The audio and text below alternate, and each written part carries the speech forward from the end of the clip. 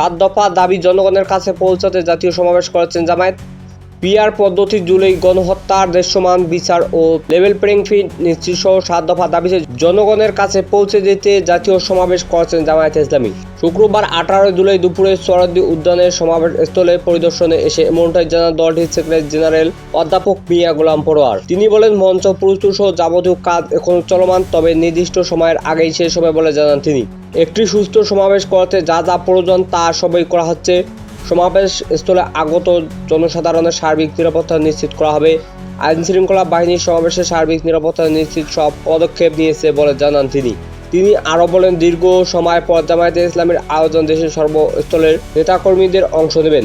জনসাধারণের সুবিধার মেডিকেল, ধূপ, খাবার পানি ও পায় পরিষ্কার ব্যবস্থাও রাখা হয়েছে। এই সমাবেশের কারণে আগামী নগরবাসী কিছুটা ভোগান্তি পড়বে, এ কারণে ক্ষমা প্রার্থনা করেছেন জামায়াতের সেক্রেটারি জেনারেল গোলাম পরোয়ার।